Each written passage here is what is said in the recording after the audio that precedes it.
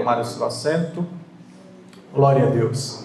Esdras, capítulo 8, verso 21.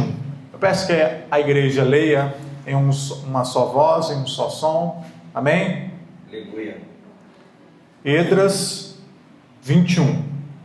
Então apregoei ali um jejum junto ao rio Ahava, para nos humilharmos diante da face de nosso Deus, para lhe pedirmos ainda sempre para nós, para nossos filhos, para nós. Amém. Bom, o versículo 21 diz assim: Então apregoei ali um jejum junto ao rio Ahava, para nos humilharmos diante da face de nosso Deus.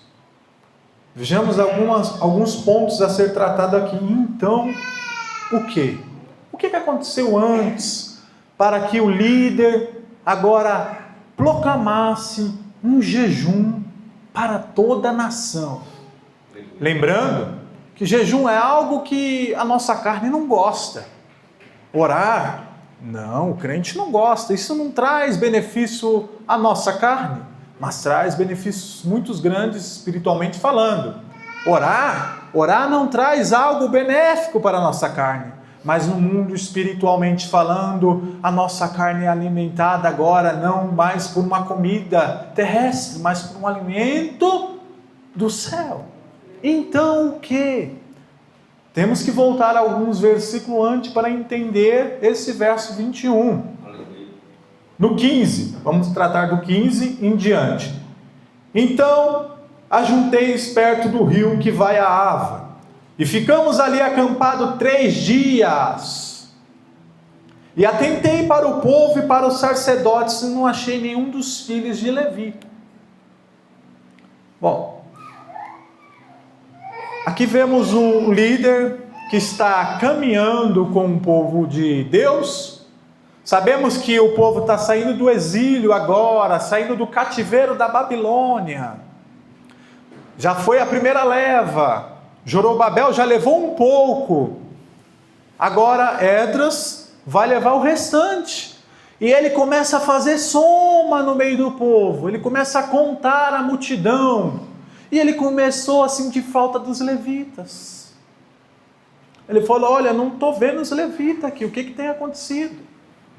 A rota que o líder religioso escolheu, uma rota maravilhosa, estratégica, a fim de vir pelo lado norte, ali pegando a ponta do rio, ou seja, a fim que o povo não sofresse, porque o clima era de tão intensidade de seca, que o povo não ia aguentar fazer essa jornada. Vemos aqui que a distância da Babilônia até Jerusalém, como se totalizasse 1.400 quilômetros. Era uma jornada muito grande. Poderia ser menor, mas havia perigos no meio do caminho. Havia perigos. Na caminhada cristã, há perigos. A Bíblia diz que guarde a tua coroa para que ninguém tome. Guarde a sua fé, meu irmão. Essa palavra que é pregada hoje. Uma palavra de renúncia. Quem quer renunciar hoje em dia? Ninguém. Eu só quero ganhar, eu só quero ter. O evangelho hoje é o quão eu ganho, o quão eu sou próspero, o quão Deus é comigo. Mas não há uma renúncia. Não há uma mudança de caráter. Vemos um Brasil que ele está no nível muito grande de evangélicos, mas não há uma transformação. Muitos números de crentes subindo, mas não há uma transformação. Crentes acostumados, viciados em culto, vêm para o culto na segunda, na terça, mas não há uma transformação de fato.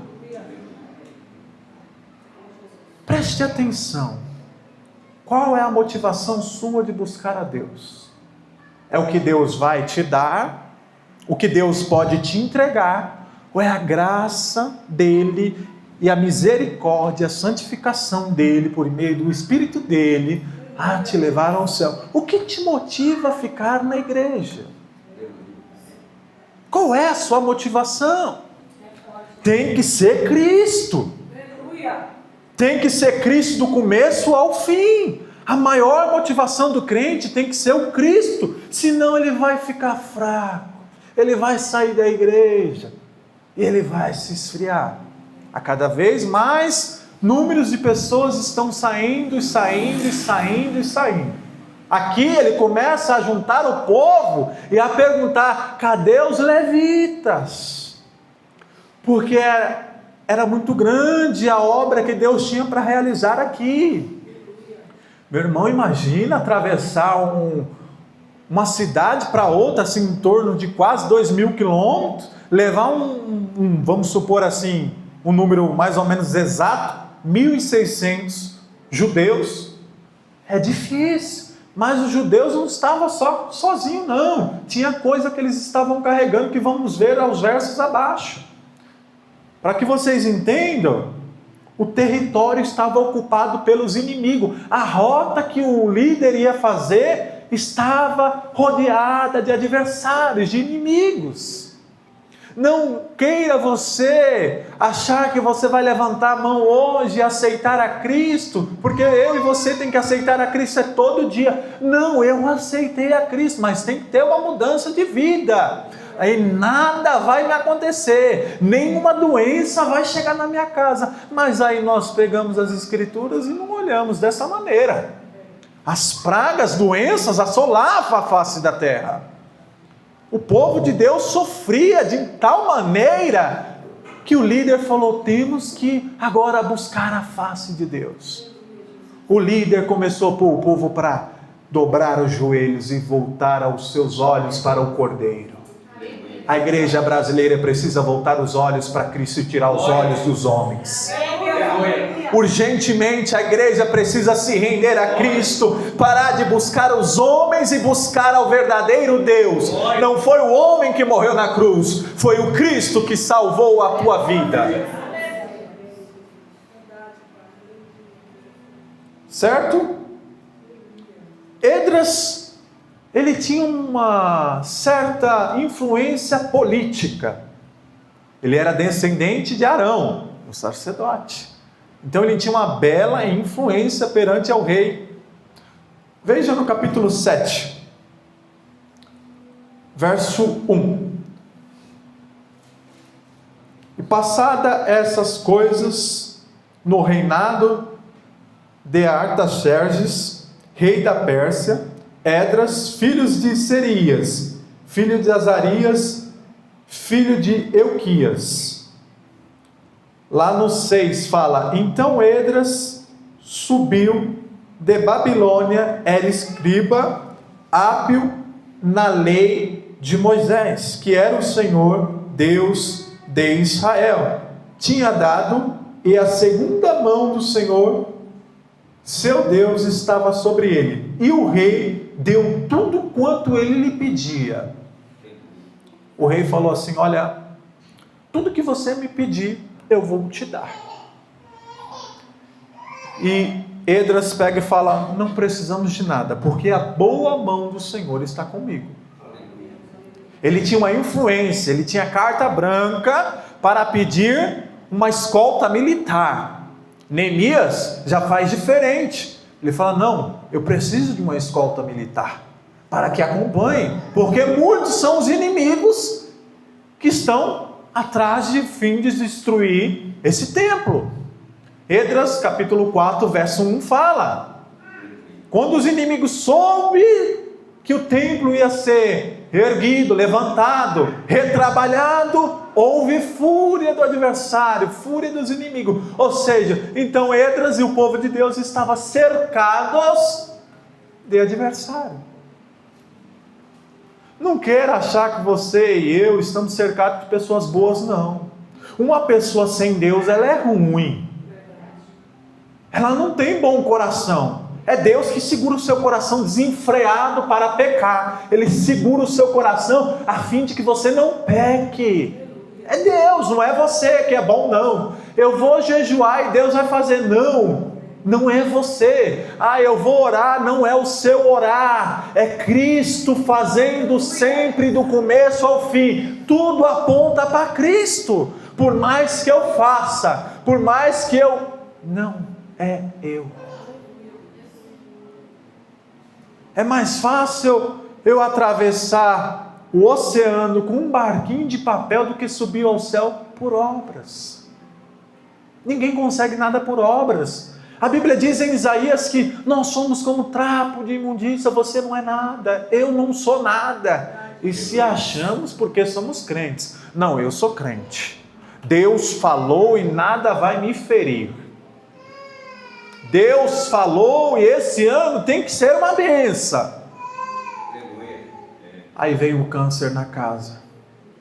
Aí vem um desemprego. E o crente, a primeira coisa que fala é: cadê Deus?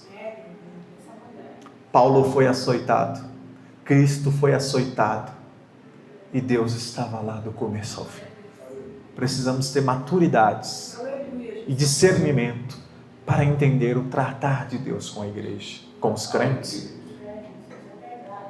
Bom, então, Esdras era um chefe religioso, tinha um poder, né, na política e na economia, então isso lhe dava favores, né? Só que ele também era especialista na lei do Senhor. Quantos crentes hoje em dia não conseguem ler as Escrituras Sagradas? Só lê quando abre o culto na igreja. Quando o pastor fala, lê lá, e o camarada vai e começa a ler. Devemos que ler as Escrituras em casa, analisar. Atos diz que há um povo chamado, que tudo quanto era pregado, eles olhavam nas Escrituras para ver se estava de acordo com a lei do Senhor. Aí o camarada sobe no altar e começa a falar um monte de coisa, e o povo começa a glorificar a Deus, sem saber que não está glorificando a Deus a mensagem. Não está falando nada do céu. E o povo aplaude sem saber, porque não analisa as Escrituras. Um líder espiritual, ele guia o povo até Deus, não ao homem. Temos 3 lições aqui já nesse versículo 15. Ele procura o povo para trabalhar na obra de Deus, procura os levitas. Levita hoje em dia é só cantar. Falar em limpar a igreja, não, isso não vem de Deus. Eu ajudar numa reforma, não, eu sou levita, eu tenho um cargo exclusivo. Mas se você analisar as Escrituras no tempo primitivo e lá no Antigo Testamento, os levitas, eles eram responsáveis em cuidar do templo. Não, mas eu canto, eu prego. O eu fala mais alto do que a humildade de se humilhar diante de Deus. Antes de você ser qualquer coisa, lembre-se, você não é ninguém. Sem Cristo você não é ninguém. Amém? Então ele começa a fazer uma reunião, fala: o que está acontecendo aqui? Não tem levitas, tem pouca gente para trabalhar. A Bíblia diz que a seara é grande, mas os trabalhadores de fato são poucos. Temos um grande problema na igreja, no Brasil, no mundo. Quando se fala em evangelismo, eu vou orar para ver se é de Deus eu evangelizar. Sendo que a Bíblia dá como mandamento: ide por todo mundo e pregar. Não, mas o camarada precisa orar para ver se é de Deus, ele fazer o que Deus já determinou que era para fazer. Olha que ponto o povo tem chegado. Não, eu vou orar para ver se é de Deus eu ajudar a fazer a obra, porque o meu bel prazer não me deixa. Eu tenho que ver se eu vou estar bem naquele dia para me fazer. Se eu for esperar eu ficar bem, tudo ficar ao meu favor para servir a Deus, eu não vou servir. Se você parar para pensar, há muitos de nós que sofremos com alguns tipos de problemas. Como? Irmão, eu estou tão fraco. Eu não estou sentindo nada, eu não vou orar. Você não deve buscar a Deus pelo que você sente. O crente, ele busca a Deus por meio da fé em Cristo Jesus. O apóstolo Paulo fala: não andemos por vista, mas o povo só anda por vista. Eu não estou vendo nada, está igual Tomé, só acredita vendo. Que tipo de crente a gente é?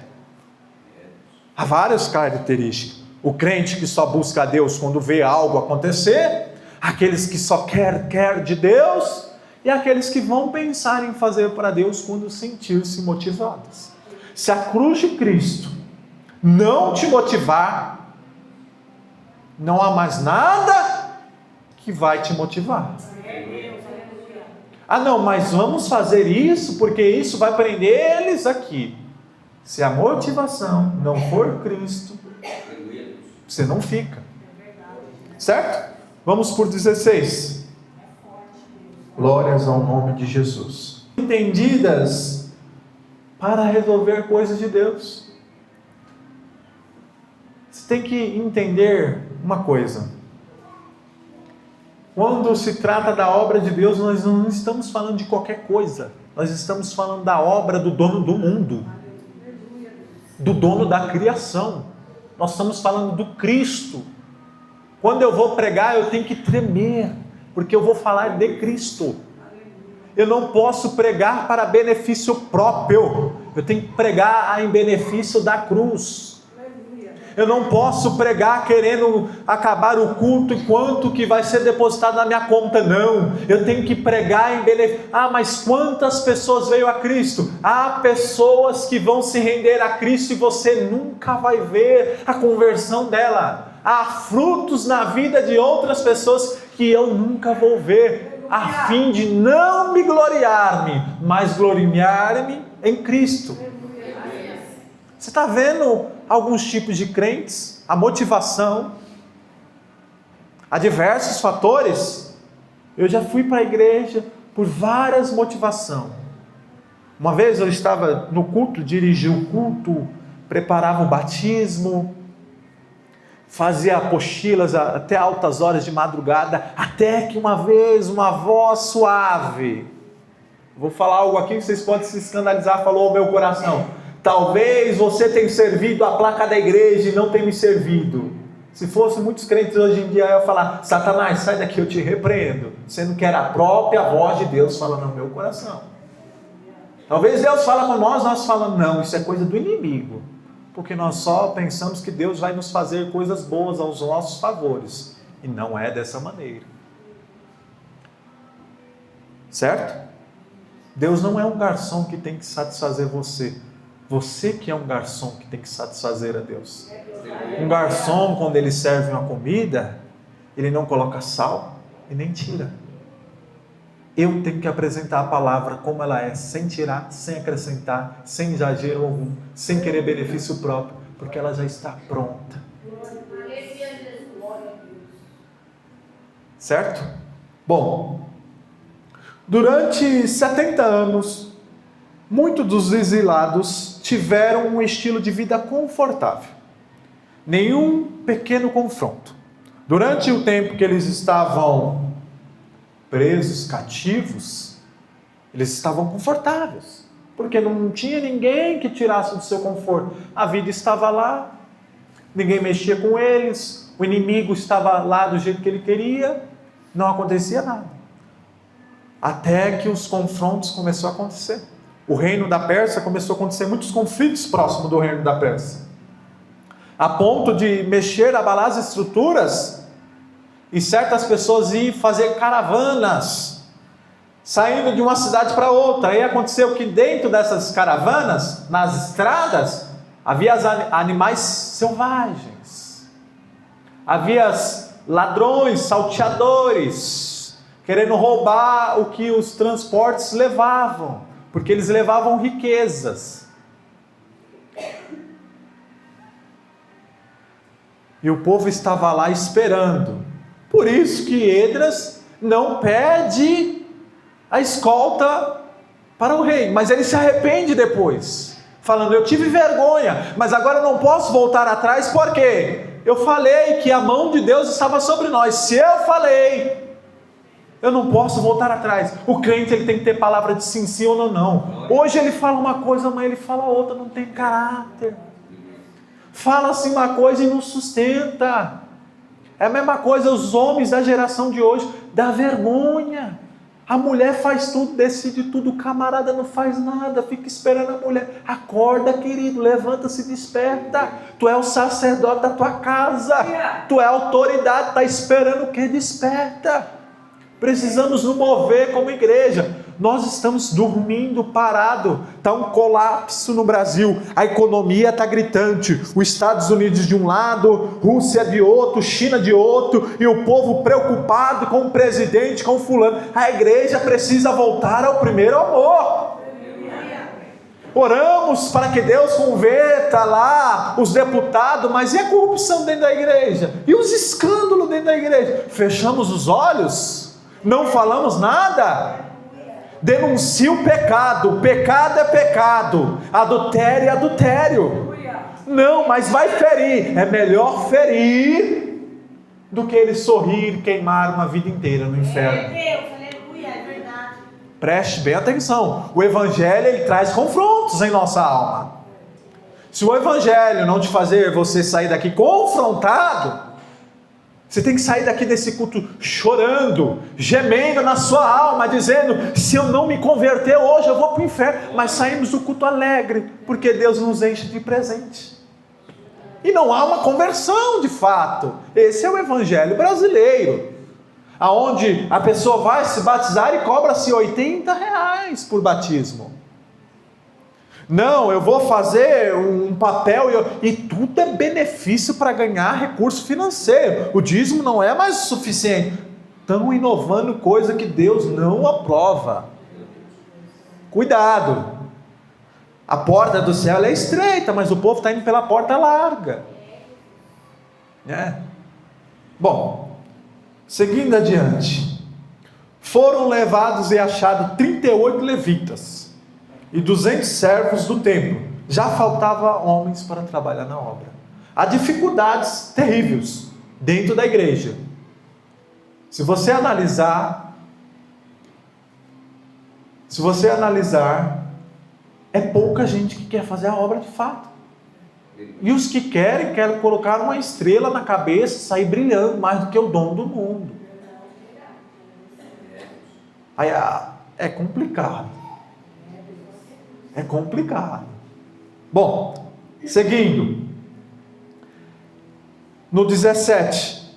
Enviei como mandado Ildo, o chefe no local chamado Cassífia, e falei a eles o que deveria dizer a Ildo e os seus irmãos. Esdras conhecia um lugar que muitos não conhecem, não sabem a localização descrita. Poderia ser uma cidade próxima a uma cidade chamada por nome de Bagdá. Indica que existia um santuário nessas cidades. Ou seja, se existia santuário, se existia algum templo, tinha levitas, correto? Então, Esdras tinha essas informações, esses privilégios. Ele falou, vai lá, porque vai ter assim, assim. Conversa com ele, porque ele sabe onde tem. Indicado porque ele conhecia, ou seja, é um líder de artesão de prata e ouro. Ele conhecia, porque Esdras ia levar algo precioso nessa caminhada. Certo? Na caminhada de Jerusalém, havia uma enorme caravana de judeus. Era alvo fácil para os inimigos, correto? Os animais selvagens era algo fácil. Está vindo uma caravana aí, é muita gente, vamos supor 2.000 pessoas andando, até um alcançar o outro era bem tarde, é bem difícil. Ou seja, sendo assim, Esdras procurava a mão de Deus a fim de livrar o povo do inimigo. O líder que gosta e ama de Deus, ama a igreja, ama a Cristo, ele faz tudo por benefício a Cristo, nada é benefício próprio. Ele procura ajudar o povo e não auto se ajudar. Vemos isso dentro desse capítulo. E havia muitas tarefas a ser realizadas quando chegasse em Jerusalém. Limpar o templo, colocar tudo no lugar, e precisava de pessoas. Será que Deus pode contar com você? Você pode levantar a mão aqui na frente agora, dizer, eis-me aqui, mas eu acredito que no seu profundo e no seu íntimo, quando você estiver na sua casa, que Deus pedir para você negar o seu sonho, dependendo do seu coração, a motivação, onde estiver, você vai falar, não, Deus, eu não estou pronto.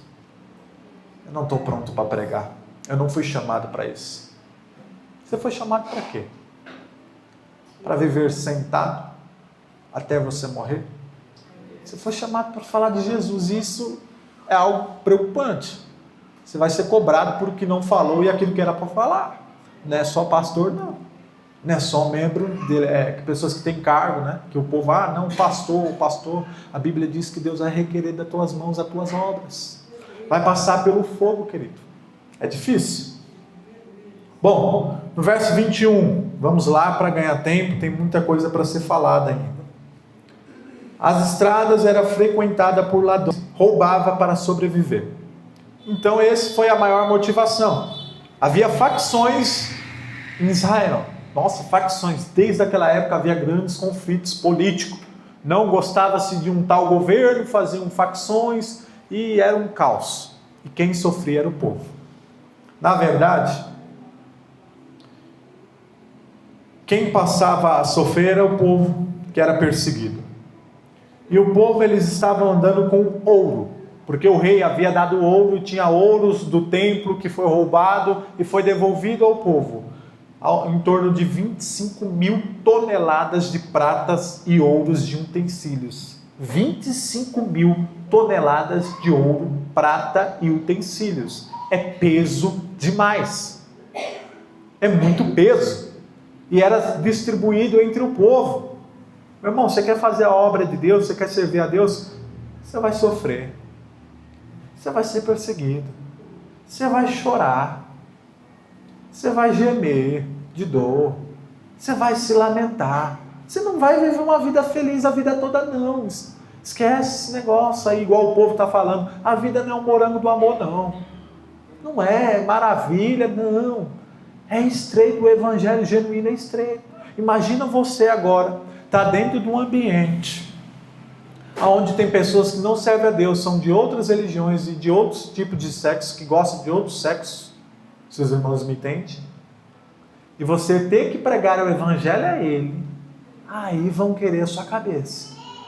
Aí quando você começar a cutucar ali, falar a verdade, que incomodar o inimigo, incomodar aqueles que vivem no engano, você vai ser o pior inimigo deles, eles vão querer te matar, calar. Por isso que a igreja verdadeira quer calar. A igreja falsa, que vive camuflada, com pactos políticos, nada acontece porque não toca nas feridas, porque não toca no pecado, porque não toca onde tem que ser tratado, na ferida, na raiz, e fica tudo encoberto. Não, mas é porque esse é influente, não, mas esse é filho de fulano. Tem que ser falado para todos, não podemos fazer acepção. Pregue a verdade, doa quem doer, pregue a Cristo, pregue a cruz.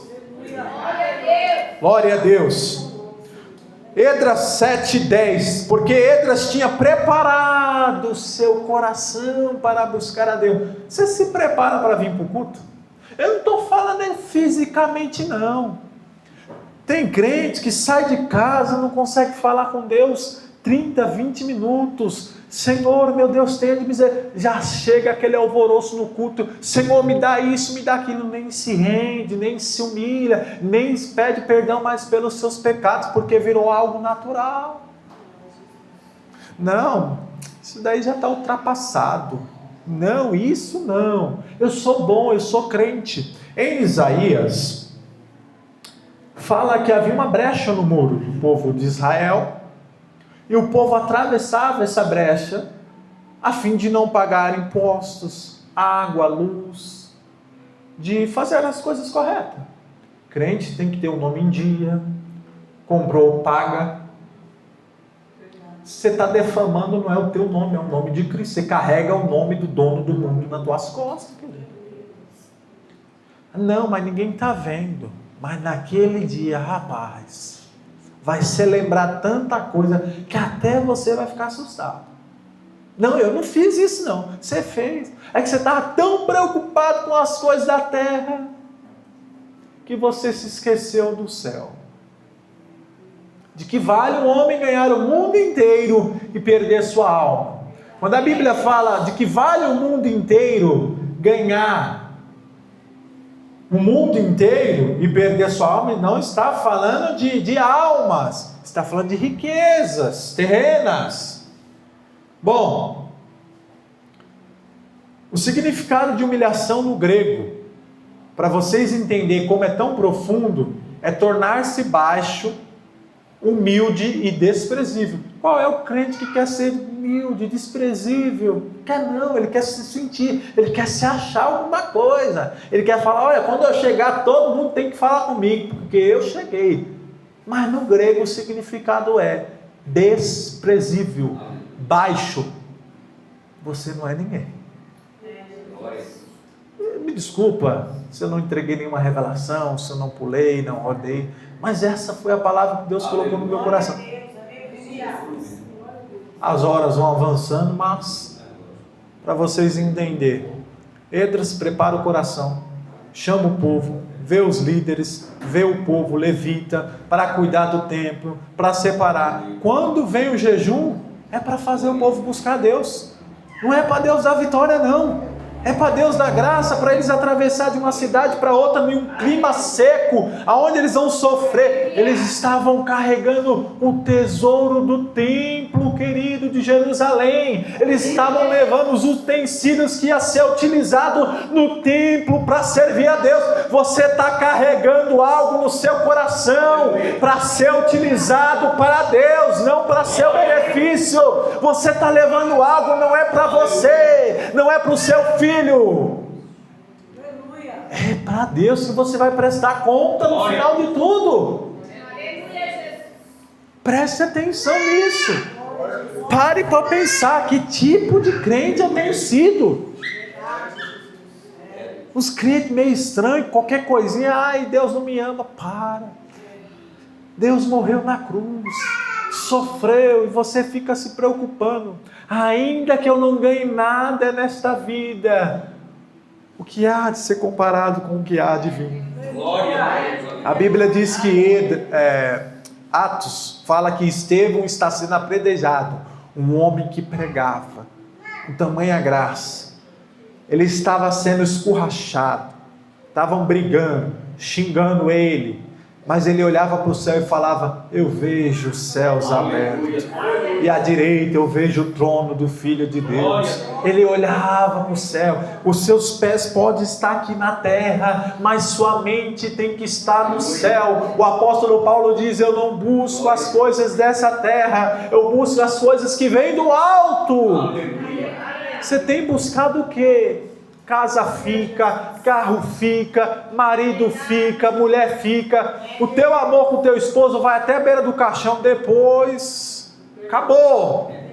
É você e Deus do outro lado. Não adianta, eu vou pagar uma indulgência, igual certas religiões aí fizeram muitos anos atrás. Não, no purgatório está pago. Não é assim. A Bíblia diz em Salmo que a redenção da alma do homem é tão caríssima que não há ouro e prata que possa comprar a salvação. Mas a salvação vem por intermédio de alguém que se lavou da sua própria veste, se entregou, se remiu, se deu como uma ovelha muda ao matadouro. Cristo falou: pode me levar, ninguém tem poder de tirar minha vida, eu dou a minha vida por amor a esse Satanás do outro lado. Tu está entregando sua vida, o povo vai te trair. Não, eu estou entregando porque virá um povo que vai me ouvir.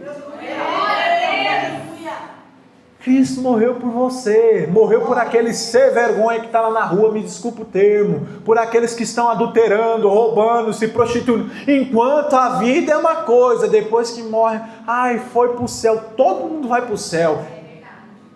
Adúltero, traficante, usuário. Que conversa é essa? Você bate de porta em porta, você vai para onde? Vou para o céu. Mas a vida não condiz com a vida de salvação. A vida não condiz com a vida de libertação. Na igreja, levanta a mão, adora em casa, bate na mulher. Está errado, o negócio está estranho. E começa a fazer dívida e não paga, está estranho. Tem nome de crente, mas não é crente. Tem nome de vivo, mas está morto. É um sepulcro caiado. Por fora é lindo. Por dentro só tem coisa, só tem trapo, só tem verme corroendo ele. Não há mais nada bom nele. O ser humano é dessa maneira. O sepulcro caiado, para quem não entende o termo sepulcro, é como se você vá no cemitério. É onde as pessoas mais dão elogios. Aí está sepultando, aí começa a jogar flores, e fica pagando dinheiro para cuidar do caixão do camarada. cara já morreu. O que tinha que fazer em vida não fez e quer fazer depois de morto. Aí o sepulcro é lindo por fora, mas por dentro, depois que abre aquele cheiro, aquela carniça, aqueles bichos comendo aquela carne podre, você vai ser comido por bicho, meu irmão. Mas a sua alma vai ser levada ao céu se você de fato estiver andando nos caminhos do Todo-Poderoso.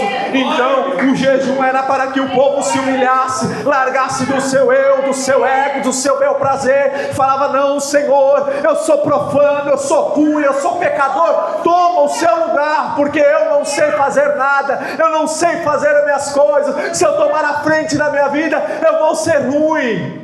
Eu sou caído por natureza, eu preciso de Cristo. Você está entendendo a diferença? O jejum é para você se humilhar, mas o jejum tem exaltado o povo. Eu não sei que tipo de jejum. Amém? Se coloque de pé. De quem é a sua dependência?